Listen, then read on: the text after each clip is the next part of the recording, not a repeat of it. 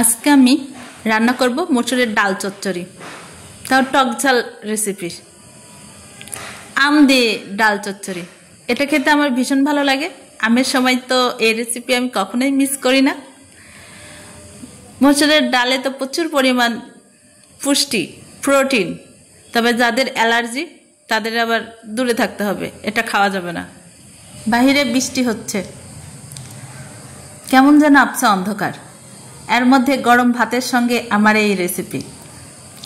অন্য কোনো কিছু রান্না করতে ইচ্ছে করছে না। যাই হোক, চলে যাই মূল রেসিপিতে।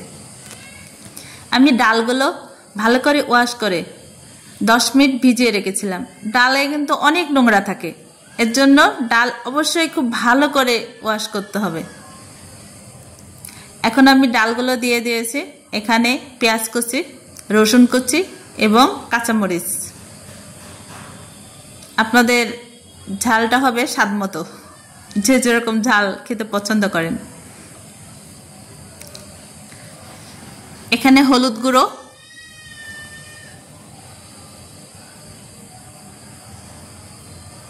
ধনিয়ার গুঁড়ো,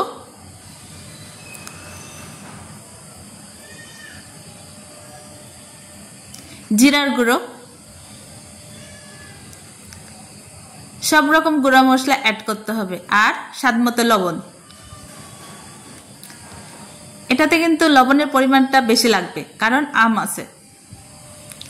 আর সরিষার তেল, সরিষার তেল দিলে বেশি টেস্ট হয়। চচ্চড়ি একটা দারুণ স্মেল আসে, যা সয়াবিন তেলে কিন্তু বোঝা যায় কম। এখন হাত দিয়ে ভালো করে মেখে নিচ্ছি। সেই মাখানোটা কিন্তু অনেকক্ষণ যাবত। ডালগুলো দারুণ করে মেখে নিতে হবে। এখন আমগুলো দিয়ে দিচ্ছি। আম ভালো করে ওয়াশ করে আমি একটা আম নিয়েছি, ডালের পরিমাণ মতো। আপনারা যদি এখানে বেশি ইউজ করতে চান তো দিতে পারেন, বা কেউ কম, যে যেরকম টক পছন্দ করেন। আম খাওয়া ভালো, আমে অনেক পুষ্টি আছে এবং এই গরমের দিনে শরীরের জন্য আমের উপকারটা অনেক বেশি।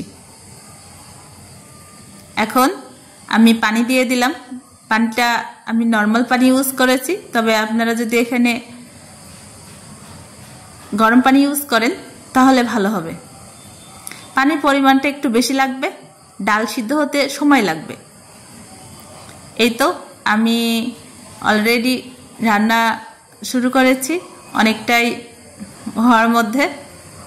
মিডিয়াম হিটে ঢাকনা দিয়ে দিয়ে রেখে দিতে হবে, আর নাড়াচাড়া করতে হবে খুব আলতো করে। জোরে নাড়াচাড়া করলে কিন্তু আমগুলো ভেঙে যেতে পারে। লাস্টের দিকে আমি আবারও জিরা ভাজা গুঁড়া অ্যাড করলাম।